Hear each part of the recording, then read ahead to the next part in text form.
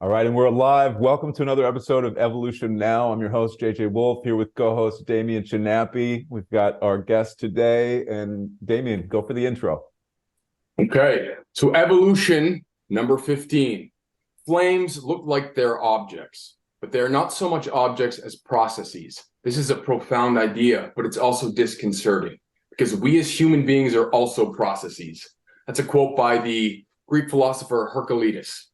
And our guest today is an artist. She's a healer, a fire dancer, and a DJ. She's fluent in the art of poetry, has held multi-day retreats, and has built a solid following of 8,000 people on her Instagram page, Jenergy_flow108. It's our pleasure to welcome to the Evolution Now project, Jenny Mirambeau. Thank you so much. What an honor to be here. I'm super, super grateful. Thank you to you both. It was really great to, first of all, meet you, Damien. This is our first time really connecting. And JJ Wolf, it's great to keep flowing with you throughout the year. So super grateful to be here. Amazing. Yeah, you're quite the inspiring performer. And everywhere I see you out, you make people smile and feel alive and remind us to move and express ourselves authentically. Just to kick it off with a cool question here, see what you got in your mind today is what is the earliest inspiration that you can remember that played a significant role in your life? The earliest inspiration that played a significant role. Oh my goodness. Something that, fired you up, or something that you remember where you're like, oh, I want to do that, or whatever it may be. What's coming to mind is actually fire. And when I was younger, there was this experience. It was like, fire is always like, I only saw it at birthday candles, like, or candles in general, but mainly on birthdays, right? And so then one day, me and a friend who I played with all the time in my backyard, and he was like a big inspiration for me. He was always like slightly a little bit faster than me. I could read a little bit faster or like better, and I was always like trying to like keep up. So he was a big inspiration for me. We would always like play together, and I would learn a lot from him, and his family was very creative and artistic. They were into ballet, but there was one time where we went outside and we made a fire. I don't know how we made this fire, but or his parents, that we were really young, and we made this fire, and we were like throwing all this newspaper into it and like doing what felt like we were like doing these like rituals, like we were like dancing around and just being like, oh my God, I'm so like this. It was like so inspiring. And I remember feeling like a little bit mischievous because if my dad knew, he would freak out. Like my dad was like very strict and overprotective. And so I was like, well, he's never going to know. I'm over here at my friend's house, and I was like maybe even jumping over the fire. I don't know what was going on, but it was just like, so like it really lit something up inside of me that I was like, I want to explore this. Like, what is this? And I was so curious in a lot of ways. I went home smelling like campfire, and my dad ended up finding out that we we had a fire and like freaked out. But I was like, no, that was amazing. I don't even care. Something about that really sparked something inside of me that was really inspiring. And just being with my friend Ben in general, it was just like always like a magical moment in my life. We just felt like we were exploring life together. We would like go behind his house where there was like railroad tracks and like pick up these rocks that looked like diamonds, and I thought it was like really magical. So it was just like that whole time of my life was really inspiring my adventurous spirit and my creativity as well. I love that so much, to hear about like the childhood memory of playing with fire for the first time. I can reflect back that I actually had train tracks near my house growing up too, and we used to go down behind this like bridge, this basketball court, and we'd like light little fires at like age 10 or whatever. And yeah, man, that is so fun. I love how there's so many reflections like that sparked something that really lit us up. It's like, so much comes back to fire. It cooks our food, it lights our way, and it warms our homes and stuff. It's so beautiful to hear about that a little bit. Damien, what's up? Yeah, so I mean, I think there's a little pyro in all of us, because when I was a little kid, down in my basement, I found some shoe polisher, and like this brilliant idea of let me take a lighter and shoe polisher, and me and my sister would and spray it, which is really dumb because it probably could have exploded. But I think there's something a part of the human that is just enhanced by fire. And to that opening quote, fire is a reflection of what we are. We're not solid. We're a process, and we're we're kind of dancing in our own transformation. And so one of the things I learned about you, Jen, is that you are a healer. So the next question is, healing and self-healing is a process like flames, and often one that requires different things at different times in life. When did you know that you yourself were meant to be a healer? Great question. I love this. Yeah, well, it really started just my own healing journey and being like, wow, there's so much here. I started having some really like profound experiences during my awakening where I would have these like night and day shifts where all of a sudden I was just like in this channeling state and like very clear, consumed with like just immense energy. And I felt like my presence to people was like very healing. I was seeing them go from just like maybe a little bit down to just like being like lit up with life and love. And I was just like sharing so much love. And this was during one of my really peak experiences on psychedelics. And I remember just being like, okay, I have all this energy and clarity. And at the same time, like I realized that this isn't just because I'm on this substance, like I can actually work to get there in my life. There was some level of like knowing that I had to do some sort of healing work before I was really even like diving into that would allow me to like be in this state and operate at a higher frequency normally. So I was like getting all these downloads and recognizing that there was like work to do. That was essentially the shadow work and the healing work. So going into that process within myself, started activating a lot inside, and then being like, wow, like I'm here to share this and also just teach this self-healing practice. Like, yeah, I can do healings on people, whether it's body work or energy work. But what it actually comes down to is like really teaching people how to heal themselves and the work that they need to do in order to reprogram a lot in the mind. A lot of it is coming from beliefs that we're holding on to from our own past experiences, childhood experiences, traumatic experiences, social conditioning that really limit us. So a lot of that like healing is empowering the person or the participant to learn these self-healing practices, and then I can also share it with them as well too. So yeah, that's amazing. And to get in touch with that energy of psychedelics, and then to realize it's not specifically the substance, it's what it activates. So I want to take one of your quotes to kind of play off that. You said, to get to the source of our pain, discomfort, stagnation, illness, depression, and or anxiety, we must lovingly get really curious about our ego. So I know psychedelics really put you in touch with that inner life, and it kind of can bring the ego to the surface, which can be pleasurable or can be painful. So was there a situation that you had to confront your ego or really take a hard look at your ego? And I have a follow-up question. So that's the first question. Was there a situation or an experience that made you take a hard look at your ego? Yeah, I mean, there's lots of them. I would say one that was like really significant and kind of tying it into plant medicines was this one time during an ayahuasca ceremony. And I felt like and I didn't understand what was happening at the time, but like looking back, I'm like, oh, this is what was going on. Because at the time it was just really challenging, but essentially it was my ego coming up with all of the fears that I never wanted to feel. All of the shame and those vibrations that I just stuffed down and was like, no, this is not like, okay, I cannot show this. I cannot feel this. I cannot embrace this. Like I have to reject it and push it down and suppress it. And then it was all coming up like I've never felt before, like all of the years of that. And so it was really challenging to face that, to feel that, and to like in the midst of it, really not know what's going on, just kind of have a shaman like trying to pull some like bad energy out of me. But I'm like, oh, I'm realizing like I'm actually just facing like my own illusions. And it's like the ego, the separate self, the part that believes that it is not, that cannot be in the space, that it is unworthy. And so I was really having to like face that in a big way. And it's been like years of integrating that experience because it was so intense and so like discombobulating, and it's really been really beautiful to like have this like integration over time. That was like years ago of like, wow, okay, like when those things come up, instead of like having the normal pattern that goes to like want to push it back down of like, hey, I'm going to be vulnerable and I'm going to show this and I'm going to share this and maybe even write about it so that other people can read and be inspired as well too. So yeah, it's a lot of it. And even like in moments where maybe I have a breakthrough and I really want to share about it, but it's like a little edgy and I'm a little bit like insecure or something about it. And that's like the ego kind of coming up again to be like, hey, no, you can't show this. This is like way too much or too weird, or like you're going to get embarrassed or something. But like I go and just open my heart and be vulnerable. And then people, vulnerably come to me of like, wow, that was really inspiring. Like, thank you. And because I didn't listen to the ego, I didn't like try to hide it again.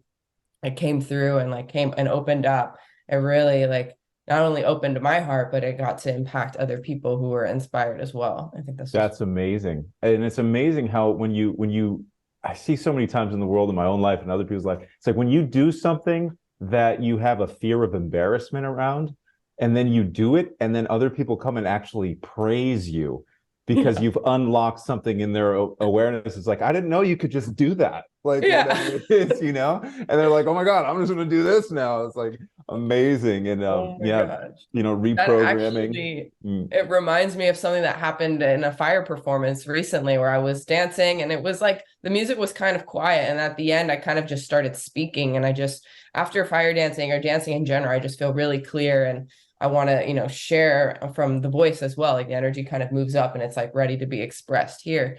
And so I just started channeling what was coming to me, which was actually about that. Like, you can mess up and not be, there's a level of like being able to try something and mess up and not be afraid of that and let that stop you. Because there was a point in which I tried something like maybe 3 times before getting it in that show. And it was like this whole big thing, but it was something that I had never even done before. And I was like doing it in that experience, and people were like kind of watching me. And at first I could have stopped and been like really like embarrassed by that and like contracted, because there was that vibration that wanted to kind of bring me inwards. But I kept doing it and expanded. And then after I shared all of that, I could feel that people were really impacted by what I was saying, but no one really told me. And then like a couple weeks later, I happened to run into someone and she was like, oh my gosh, what you shared at the end of that fire circle really impacted me. And like a few other people said the same thing of like, I needed to hear that. And it inspired them to be able to do whatever it was in their life. And she ended up hiring me to teach her fire dancing and to have like this initiation ceremony. It was really beautiful how just by listening to that and speaking to it and opening up, not being, wanting to hide it, opened up so much for other people as well too. So I've noticed, because I've done a lot of ego work, I've done some shadow work, that you have these breakthroughs, and it's like it's almost like a fish coming out of water and being like, oh, there's more. But then the nature of the mind is it wants to go back to homeostasis, and you go back, it becomes unconscious. And then some weeks go by and, oh, I'm back. And then when it starts to become this thing where you're like, I'm going to focus on this consciously every day, it's fully integrated and you have a new baseline. And I heard a great way to look at the ego is like this furry little animal. It's like, it's meant to judge, it's meant to control, and you should love it because it does that. Because when you're able to love that part of yourself, it's not an enemy to be vanquished. It's this little animal that you melt with compassion, and that you get more time with yourself, which is your power, it's your core, it's that inner unity. And over time, the more you look at that within yourself, the more you feel that sense of unity, and the better the world looks, because you see the reflections of yourself. So the follow-up question, and that was a great answer, by the way. How has your relationship with your ego changed over time? Yeah, thank you for all that you just shared in that. And that's a huge piece of it, is really meeting it with love and acceptance. It's like, okay, I can see those parts, and there's the part that wants to keep judging it or being like, oh, this is wrong or whatever it is. And that just perpetuates the cycle even more. And so it's like stopping in its tracks. I mean, like loving and accepting that part of myself, loving and accepting that the ego is just doing its job. That is exactly what it is meant to do. Thank you for protecting me. And I don't need this protection. I can really like choose to stay open and open up. And yeah, and like really meet it with love and whatever that is. Like I even like I got triggered about something yesterday, and I wanted to go into this whole thing and like get into something else. And I was like, I really just took a moment, like brought it back to the altar and just like, okay, let me sit with this. Let me like breathe with it. There's nothing like here. I'm not being threatened. This is just like, I'm getting, a beautiful opportunity to just continue to love and accept myself fully. And even if I'm misunderstood, even if, I'm having an experience with someone that it just doesn't feel like I can even fully like communicate and be able to express myself and my truth, that I know my truth and my love, and I can still like drop in and love and accept that part of myself. And it was really beautiful to just like come back and have that practice and not like spiral into a whole other realm of confusion and illusion. That's important, and that's a powerful approach and realization within oneself, and to tune into that ability to ground within yourself, and not need acknowledgement, or even to really not to rely on that extrinsic support to feel stabilized, and just to know that you're what you know, and maybe only you need to know that you know what you know or feel what you feel. It's such powerful realizations. How do you feel like this, your understanding of yourself in this way helps you day to day to navigate this world? Yeah, this world is filled with a lot of projections, and people are always coming to the space from their level of meeting themselves. And so we're, being here in Miami, there's lots of different people and lots of different vibrations and energies, and some people are coming to coming to the space, wherever the space is, from maybe a level of like immense like illusion that they're holding on to, and there's a pain there that they haven't been able to face. And so something that I could do may trigger that, and they may respond in a way that can be hurtful, that could be painful in some way. And it's like my ability to be like, okay, I don't have to take that on. I know that this isn't me. This is them coming from this space that they're in, and meet them with love and compassion rather than try to react to it. Because that's like my ego reacting to their ego, which just perpetuates this egoic separation of the separate self, rather than remembering that, oh yeah, that person is me, and I can love and accept that person just as much as I love and accept myself, and foster more of unity consciousness rather than separation consciousness. And then through that, it's like that might even inspire them, because I'm no longer reacting to their ego, which is what most people are doing, especially when someone gets angry. Usually the reaction is to like, the response is to react and fight back, or to match that energy. But if it's like someone's angry and going, and there was just like a huge misinterpretation of something, and it's like, I can just stay calm and breathe into my heart and meet it with love, that may even transform them in ways, or at least it doesn't perpetuate this like intense energy that could continue out and spread, and that person's now still triggered, and then they go and impact someone's life negatively, and then the negative chain goes. And so it like kind of stops and it distracts, and then brings about more love and unity consciousness, or at least doesn't continue perpetuating it if that person can't fully transform and meet and come into that space too. So I love your, if you don't mind, Damien, I just want to say, I love your language choices, with like love and unity consciousness. And it's there's so much depth to discussing ego, right? And the idea that, when our egos react, it perpetuates an illusion, really, right? Because that's the separation consciousness. And it's when you can look at somebody and see something in yourself in them. I often I hope that even when I may trigger somebody in a moment, that they may integrate it over time, or that at some point it can lead to greater things. And it's in that moment when you choose not to be reactive and kind of just allow the moment to be. It's a great way to go about it. What's up, Damien? Yeah, I mean, the idea of being loving towards someone that's angry, you think about what anger is. It's the animal part of our brain. It's the defense. It's the control. When an animal feels attacked, it puffs up its chest, and it wants to look bigger than it is to defend itself. The funny thing is with us humans is that's the illusion. You think you need to puff up and defend, when really, like, that's again perpetuating that cycle. And what feels like a loss to the ego is a gain to the spirit. And what I mean by that is, You know, you can choose to get angry and it feels good. Your ego gets juiced off that emotionality. We're all kind of slave to the fiction of our life. And it feels good to get angry, put that person in their place. And then you're like, ugh. But then you come off the anger high and you don't feel good. Your body feels weak, like you're coming off a drug. But when you learn to step through that illusion of having to react and you're able to respond and go, let me try this different avenue. Let me just try to throw some love on this person, or even to myself. You dispel the illusion one time and it gets a little dimmer.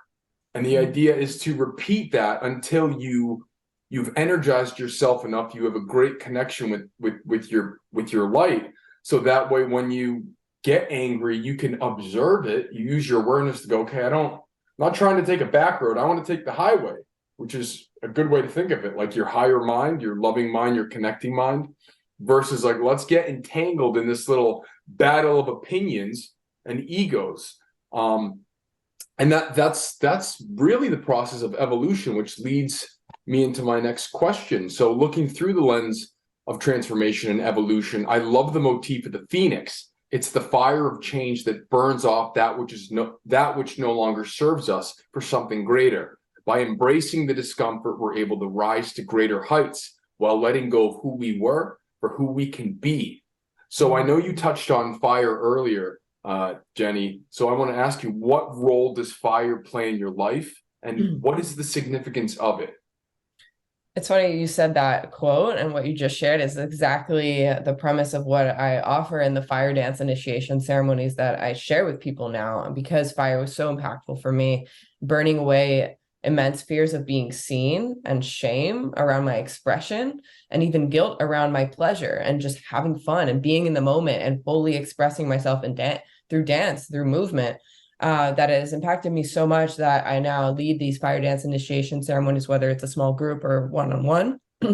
And we do that. We literally will write out what it is that we're ready to let go of. We get super clear on it. We're actually like vulnerable about it rather than trying to hide it and keep it in the shadows. We're bringing it to the light, to the fire. And we're like, hey, I'm ready to release this. This is no longer serving me. This was an illusion, and I can like let this go, whatever that is for that person. And we actually burn that piece of paper, and we use these palm torches. So it's like a little candle, essentially, like a larger candle, but it's a small thing on your hand. So it's really easy to learn, in a few moments, because it's really just your own expression of your arms and your love and your dance. So there's not really much technical work to do. I can teach people pretty quickly. And so you can either put it here or here, and the flame's going up. And you dance with that. So we'll actually like burn the piece of paper with the flame there that you're actually about to dance with that fire, and then let the ashes fall into the earth. And I usually like to have people visualize that this ash is like coming back and like being reborn. It's going into the earth, and it's going to be reborn into something like supportive, loving. It's going to regrow and regenerate into something supportive for the earth, for the planet. And then so that goes into the ashes, go into the earth, and then we dance that new embodied expression of whatever that is. If I was like, okay, I'm ready to burn this fear of being seen, maybe there's a group of people around, and it's like, hey, it's the opportunity to go into that, to step into that discomfort of feeling like a little uncomfortable, being seen in this vulnerable space, doing something new, and embrace that. And like, actually, instead of go into the discomfort and then like back away because it feels so uncomfortable, like go into it in a way that's like, okay, I'm actually going to lean into this discomfort, and knowing that I'm breaking out of my comfort zone and I'm expanding. And so that is like the intention, and people come out of it feeling like, wow, I just feel lit up and like it's so connected. And it's a ritual, it's a ceremony, and we thank the fire, we thank the elements, and then we thank ourselves. And it's been really beautiful. That sounds like a really fun time. It sounds like a transformational experience. I love seeing people that haven't played with fire play with fire. I've spun a staff a few times on fire. A staff is a long stick with fire in the ends, and it's just so fun. And when seeing the way that people light up when they're playing with fire for the first time in a controlled setting, in a safe setting, it's really liberating and empowering for them. So that's wonderful. I'd love to ask you a related question, which is, in your journey of teaching and facilitating these kinds of workshops and experiences, How would you describe your process of evolution as a teacher and as a facilitator of workshops and experiences and one-on-ones? Yeah. I mean, it's like I can only share from the level I meet myself. So the deeper I go into my healing, the more that I can share. So I remember like at first being so excited, like I had just started fire dancing and doing all this stuff, and I was like already so excited to share it. And there was so much that I was like that I share now that I was not even thinking about back then because I hadn't met that part of myself yet. I hadn't gone that deep within it. And it was still impacting people in a lot of ways. And I would more so teach like poi is like a ball with a string. And so you spin it around. And so I was like teaching this as more so a way of like therapy for like balancing out the brain and the body. I wasn't really thinking about the vibrations of shame and fear. I was just like, this is going to help you become more coordinated and improve balance in your mind and body and everything like that. And it was really sweet. And then I kind of expanded upon that as to like these kind of deeper energies that we're like, we're working towards like moving out of our being, that are contracted, but stay like in a contracted state inside of us. And that I feel like it gets deeper into these like most shamanic realms of actually like deep energy transmutation and being able to like quantum leap and like shift out of something that we may not know is like really holding us back, that can actually catalyze a profound transformation for someone when like that energy is no longer like held on. And I've definitely been someone who's experienced a lot of energetic blocks through various physical and emotional traumas, injuries and things like that as well, that I've been working through. And so it has been like I've had like these immense like energetic movements that I'm really present to and I'm listening, and then I learn from that, and then I share that through dance, and it kind of just is really moving a lot of energy. So just like through my own, experience and journey and having gone through a lot and being able to like share that with people that resonate, that are like, hey, I've been moving through something like this too. Like this is resonating. I want to learn from you. I want to like, be inspired to go into my own journey with it all. And so, yeah, it's been a beautiful evolution of all of that and very humbling as well.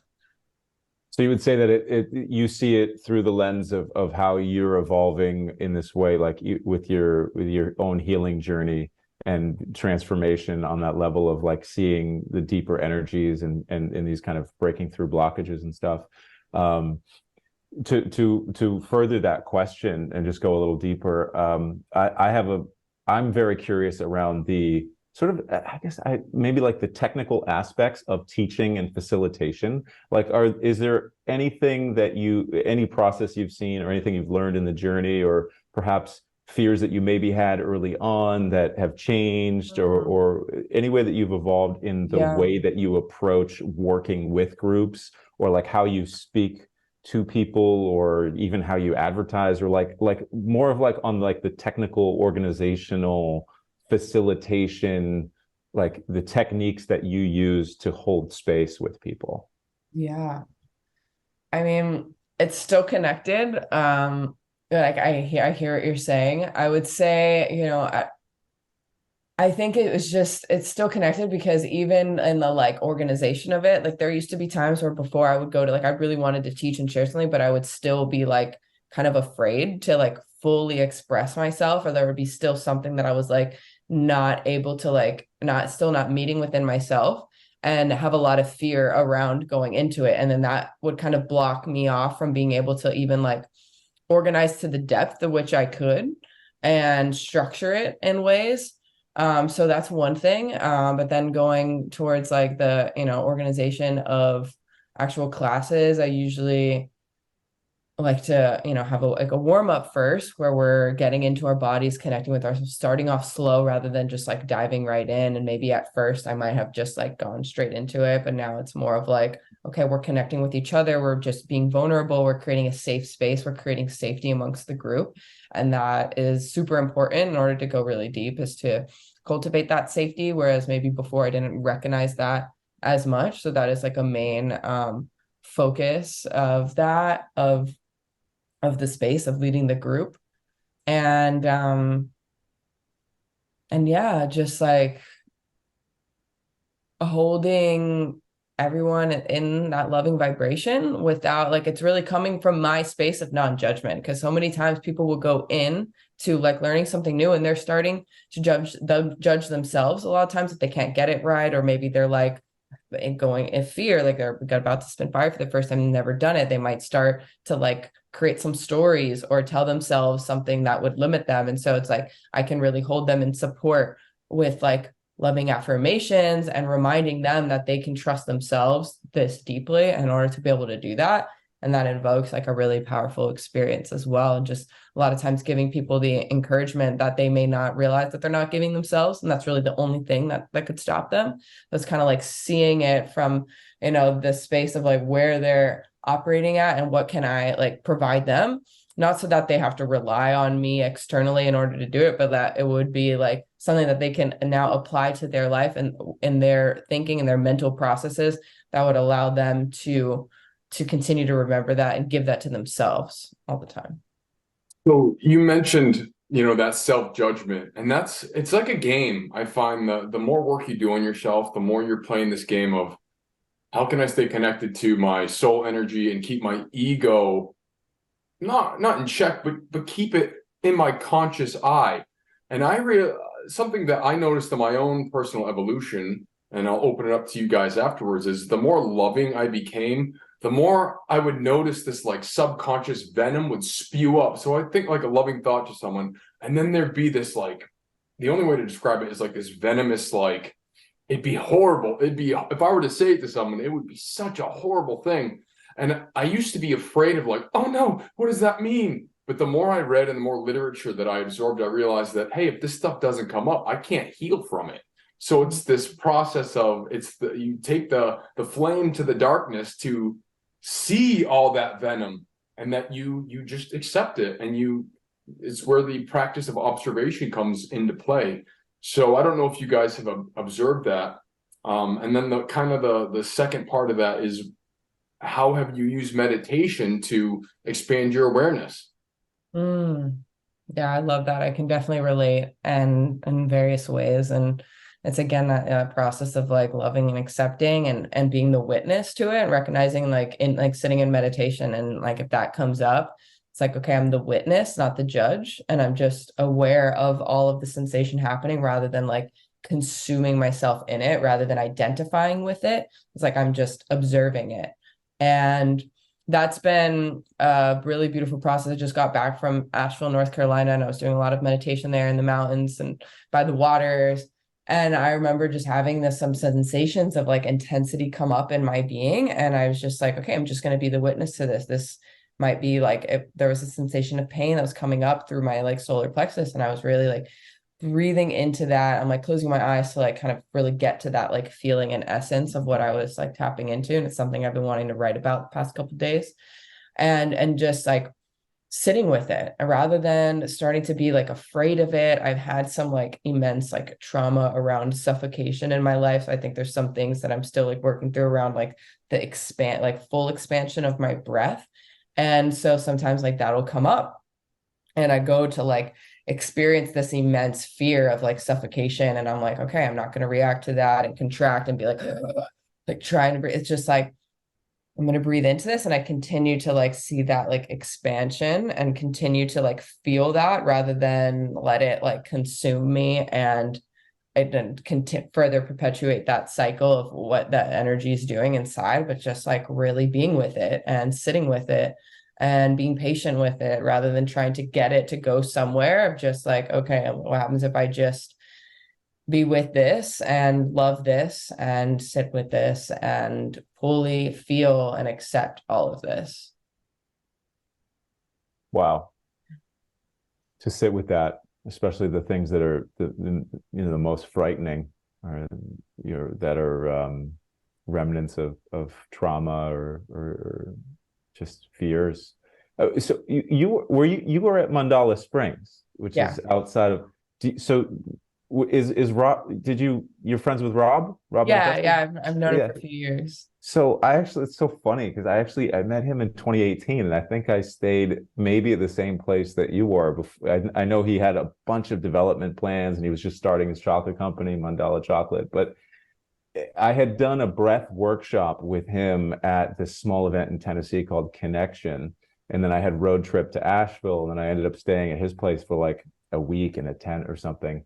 But I did some breathing in that spring, and I had a moment of this deep realization of like, because that spring is very cold. There's some it's like not super high altitude, but it's this water coming down from the mountains. It's cold. Yeah. And there's a powerful shift that happens deep in the body and the DNA that when we do a cold exposure and cold water exposure, when we breathe and we tell ourselves, I'm okay.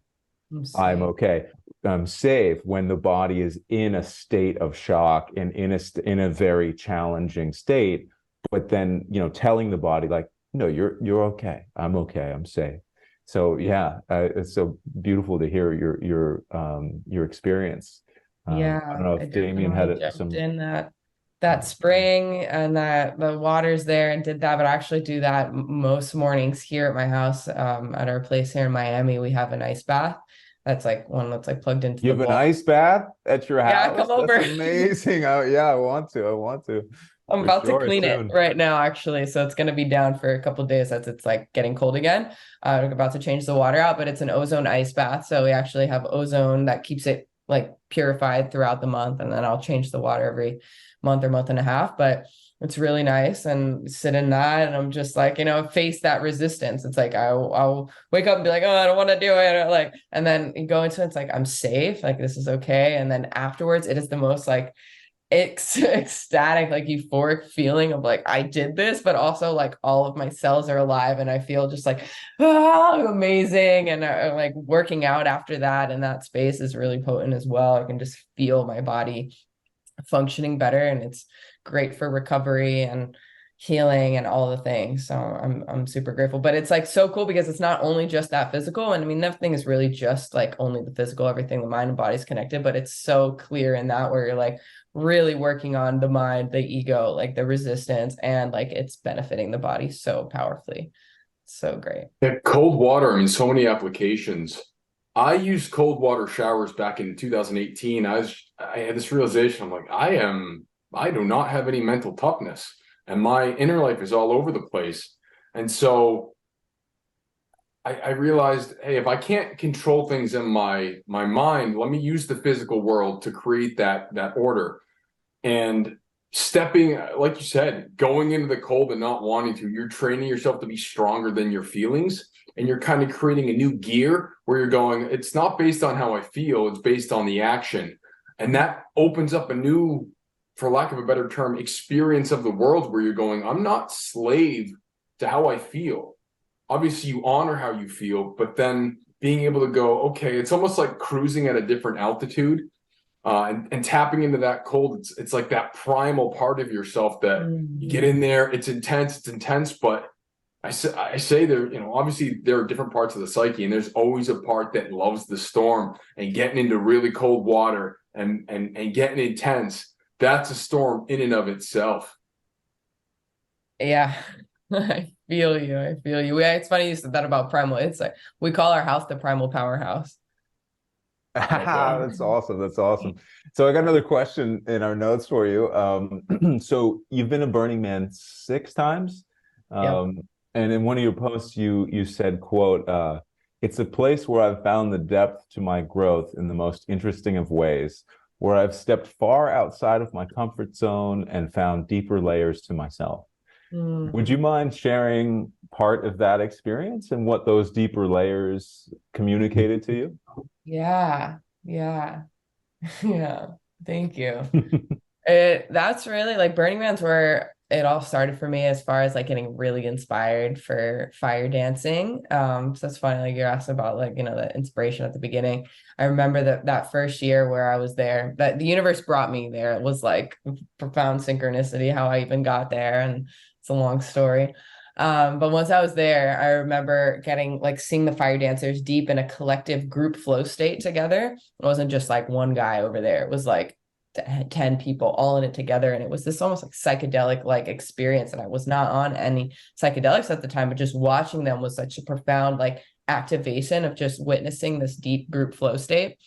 collectively with the elements of fire that is so powerful was like, whoa, was activating me. And I was just so inspired. And I was like, I'm going to do this here next year with these guys. And really, like, I started, and when I came back the next year, I was with that one person that was actually like really meaningful to me. Was like, I looked up and I was like, wow, I'm really here next to this person right now. And this is what I said last year. So that was just like profound synchronicity as well. But that's where I started performing and getting comfortable being in front of people, being on stage and sharing myself. And that was like a big thing that I was afraid of before. I was like very, like, before I had this whole like dance awakening, dance was like my biggest fear. And I was so like afraid and ashamed to express my sensuality, my creativity. There's something about being seen and having that. I was just like so afraid of judgment and all of that, that it really contracted me. And so like, going into this space, you're around hundreds of people, all being radically expressing, hundreds of thousands of people, all radically expressing themselves in the fullest. And I had to face those layers of my comfort zone that wanted to like run and hide or like feel like I wasn't enough or I wasn't good enough. But here it was.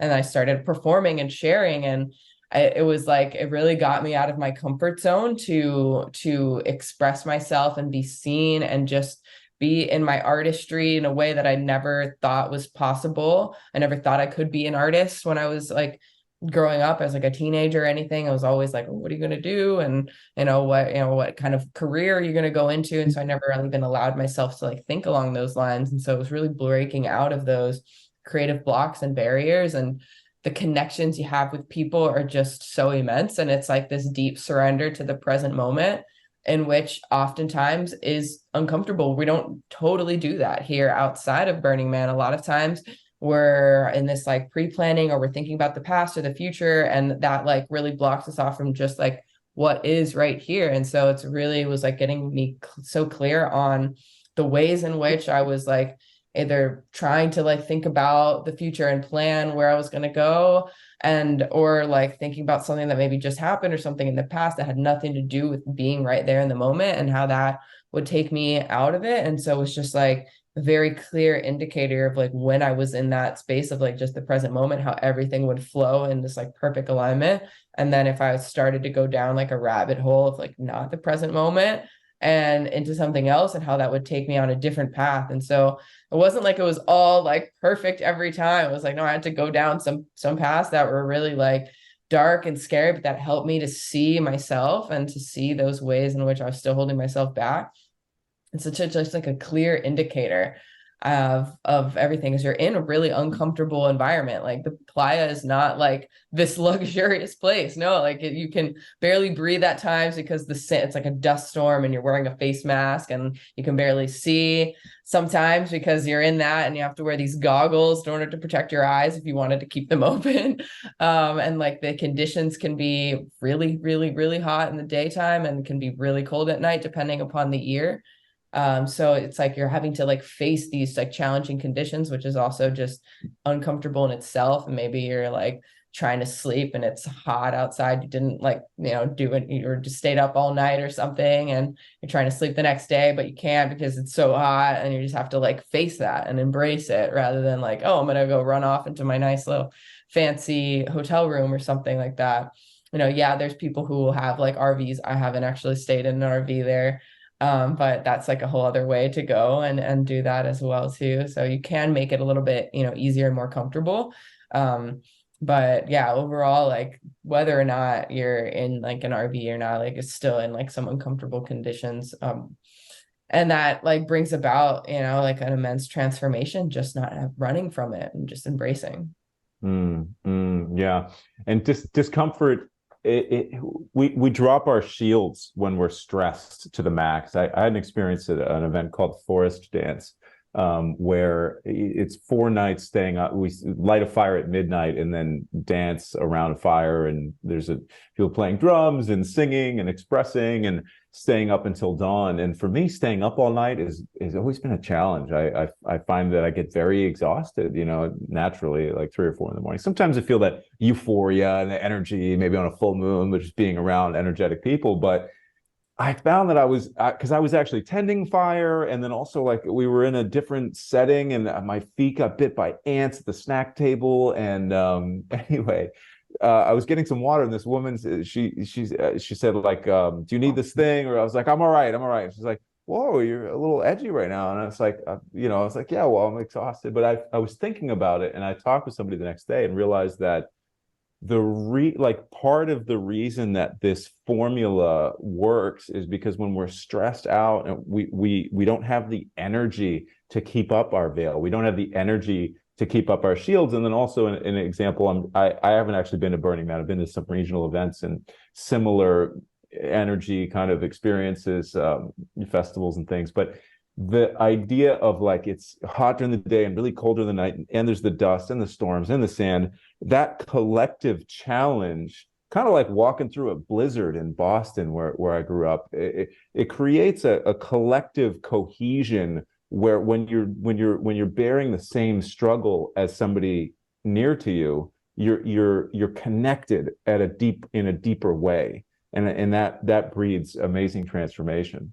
Yeah, and that is like the pinnacle of Burning Man, where it's like, you know, this radical cooperation. We're all coming together. We're supporting each other. We're helping each other. We're building. We're taking down. We're setting up the space. We're making sure there's nothing, you know, left on the ground. We're all really working together for this common goal of like our freedom, and just like burning the man. Like, what does the man like stand for? Is it this like radical, you know, self-acceptance, radical expression, radical way of being? That's something different. We're like, okay, this society is not really working out too well in the way that it is. Like, here we are for a week doing our own thing. We're like, screw the man, like let's like create something new, let's build, let's be in our artistry, let's come together, let's share, let's express ourselves to the fullest in a world where we're not really encouraged to do that very much, not encouraged to bring all of you to the plate. It's like, no, you know, I like this part, I don't like this part, you know, that's a little bit too much. It's like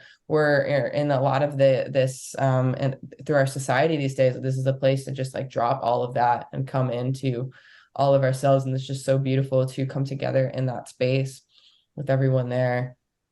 And yeah, it's funny how like I didn't go to Burning Man this year, but like I've been on 2 podcasts this week talking about Burning Man. So I feel like I'm really, you know, anchoring it in this like in this reality. And that's been my goal, is to really bring the energy of Burning Man outside of Burning Man and impact the world in a positive way through all that I've learned and expanded upon by being there. I felt like every year I was going, it was like this like reawakening and kind of just like remembrance of it, and like this kind of like remembrance, like, okay, like it's been a year and like what are the downloads? And so I'm really like, I was there last year and I'm taking it in, like, and continuing to build upon the frequency of what was transpired there, and just really anchor it in here and bring this energy into the spaces outside of Burning Man, because not everyone's going to go, and definitely not, but there's so much more to share with people here too. And I love what JJ said about, you know, when we're stressed, our shield comes down, and when the shield comes down, you can receive, you get in that mode of receptivity. So I wanted to ask you, Jen, when you hear the name Evolution Now Project, what comes to mind?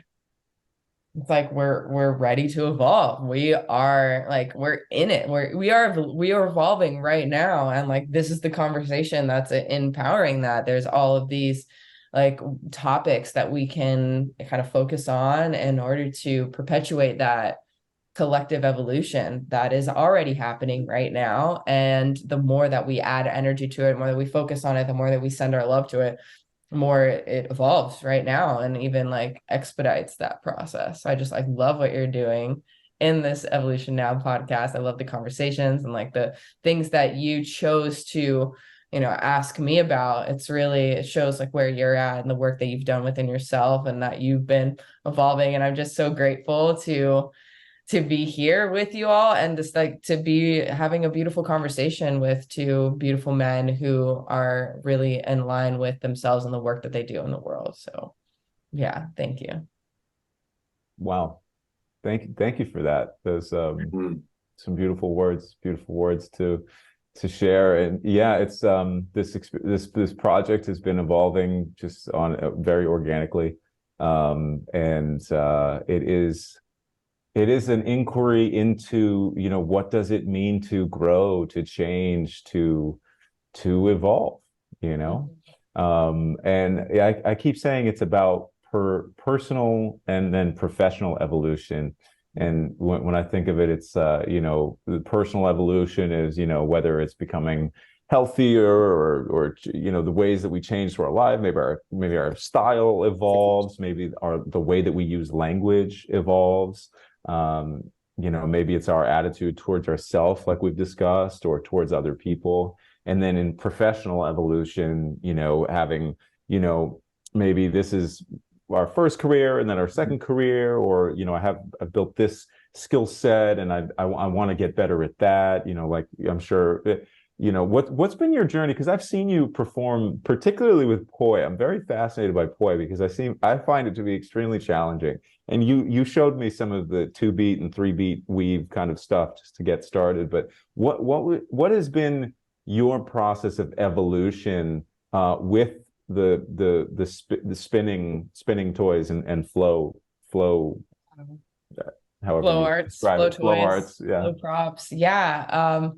Well, poi, you know, is challenging, but it you know, because it's really working both of those sides. And if we've been right-handed our whole life, like doing all of that on the left side, and in ways it's going to open up our brain and really balance us out. And it really helps to increase that sense of equilibrium in our mind and body. And so it opens up these connections, these neural connections in our brains, right? And so through that, while we're actually making these shapes, what we're doing is we're actually making a lot of sacred geometric shapes and patterns with our arms. And if we're spinning with fire, with the element of fire. So within that, it's even like, I feel it as like opening up these portals inside. And I could feel like it's like opening my energy centers and even my third eye as I'm like tapping into this like sacred geometric energies that is flowing through life at all times. And we can't really see it, but that's like the way in which the energy is like moving. And so here I am like creating like a visual demonstration of that is really impactful. And that can be used intentionally. It's like I was saying with the fire dance initiation ceremony, things like that.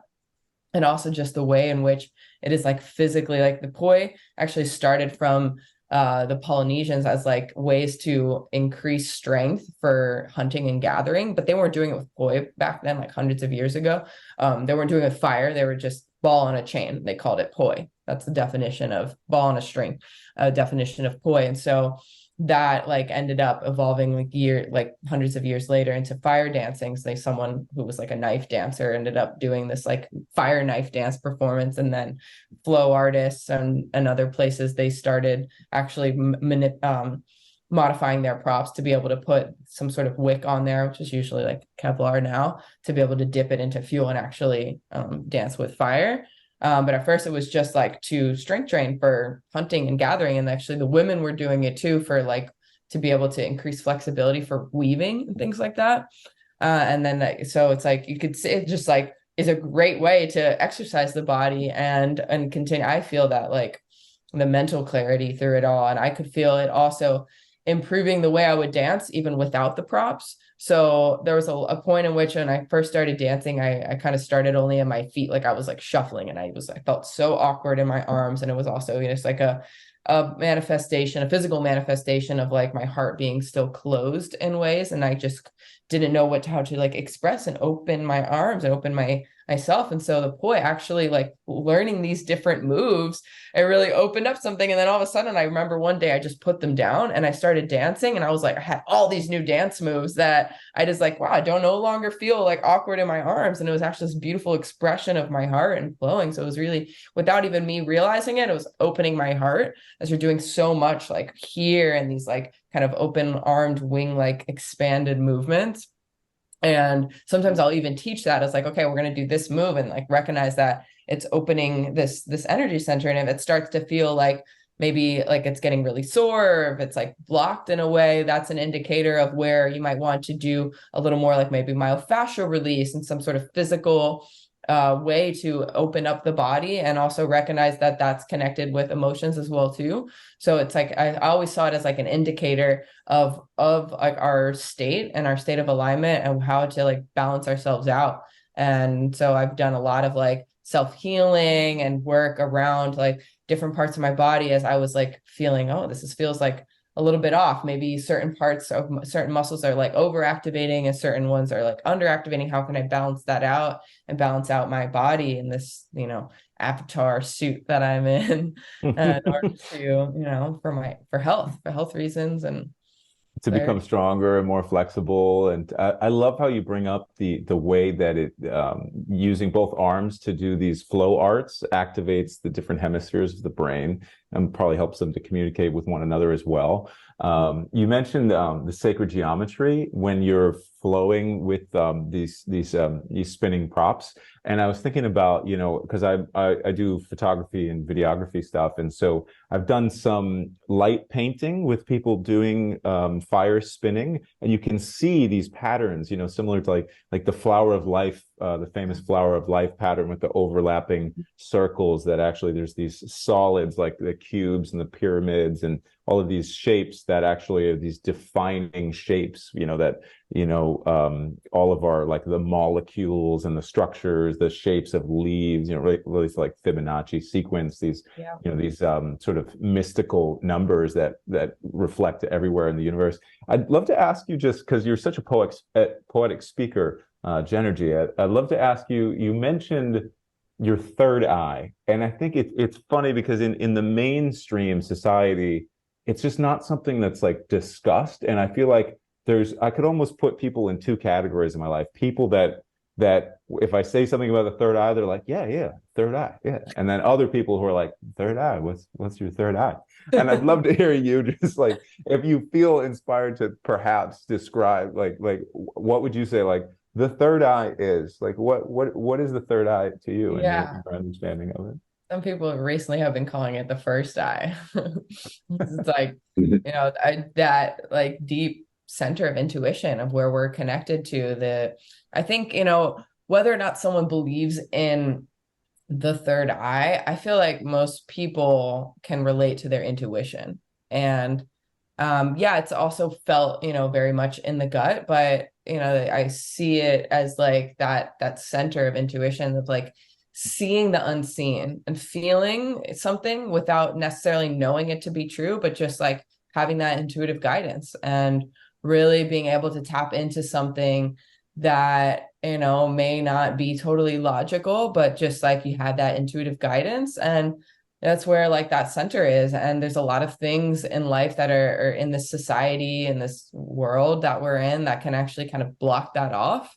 And even like, there's even like chemicals in our water that have been shown to like really kind of reduce that, like the energy that goes into there. And because it's actually a gland, the pineal gland. And so it can become calcified, which actually makes it a lot more difficult to access, and the energy gets blocked up here. And so there's different practice that we can do in order to decalcify the pineal gland and open up our intuitive sense and our intuition. And when we take these psychedelics, it really kind of blasts that part of us open, so that we can now not only just feel deeper, but like even close our eyes and see those sacred geometric patterns and everything. And that's just like the patterns that are flowing through life at all times. It's shown in these plants. It's shown like what you were saying with the Fibonacci sequence, where you look at like Romanesco broccoli and you see the patterns, and you see the patterns in like leaves and everything. And when you're on mushrooms, I just thought of one, the embryo. Deeper. The embryo is another one where the zygote from the egg that then multiplies. I've seen like the flower of life, where it actually, the shape of the way that the circles of cells multiplying creates like a 3D flower of life. I didn't want to interrupt your flow there. It's just so beautiful. I love the way you speak, and your energy is really fantastic. Jenergy. We've made it past an hour on this conversation, and we've got a lot of momentum, and it's a beautiful thing. And we'd love to have you on again sometime in the future. A question I do have. Actually, I just lost it. Damien, do you want to jump in and bring us to the next? Yeah, just to touch on that last subject, like you see the branches of a tree almost resemble your lungs. I've seen pictures like that, and the cells on your DNA resemble the macro shot of the universe. So everything is a microcosm of everything. And it's that unity that we find in ourselves. We're able to see it out in the world versus like, if you're broken inside, the world's broken to you. So as JJ said, we're coming to the end of this thing. And when he remembers his question, he'll throw it out there. But I just want to wrap up by saying, is there any quote you want to drop to our audience? And then are there any events that are upcoming that you want to shout out?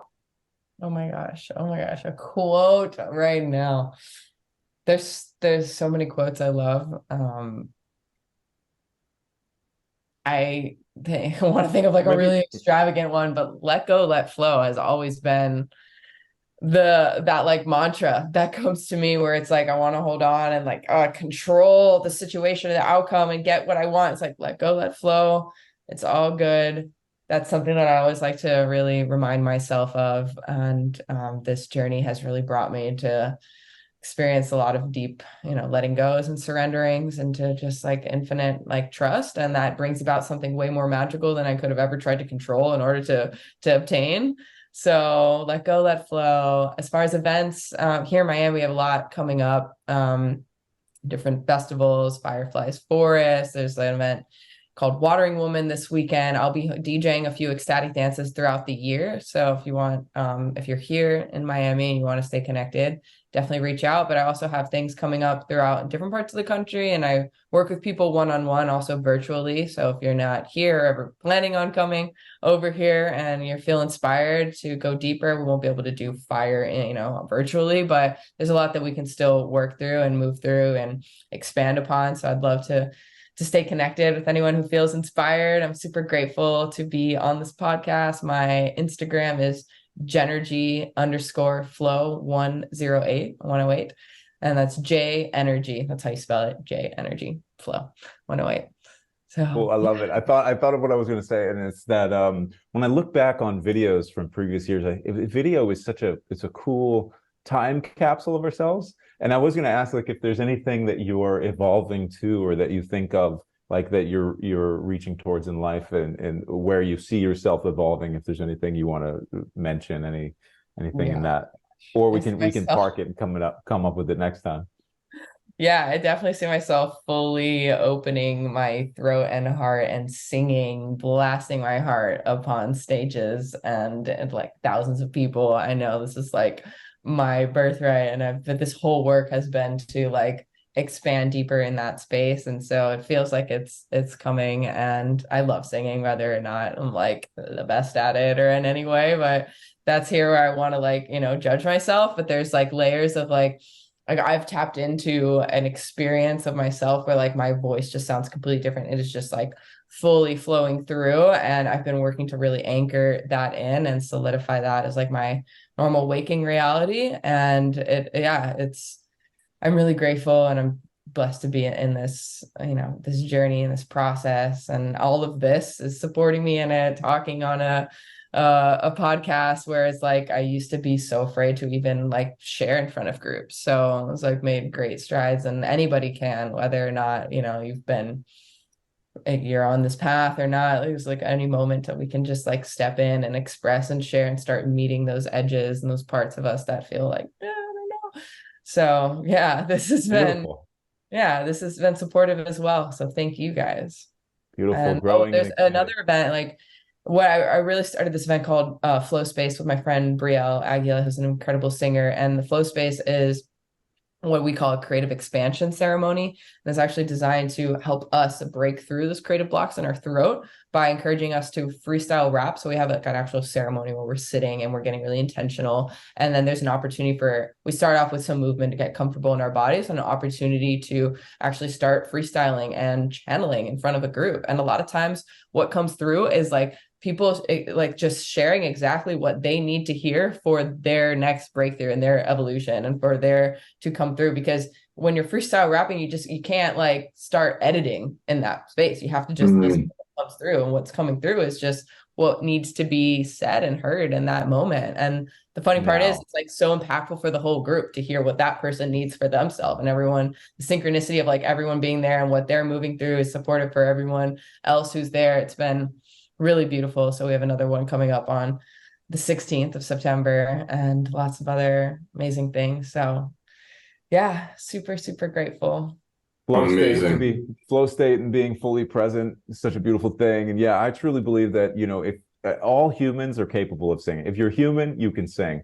They say that the witch doctors used to say, if someone was ill, when did you stop singing? When did you stop dancing? Yeah. So Yeah. we'll close this up and then do a little post roll just to chat about some things. So to our audience out there, thank you for watching another episode of Evolution Now. I'm your host, JJ Wolf. It's been beautiful to have you here. Jenergy, thank you.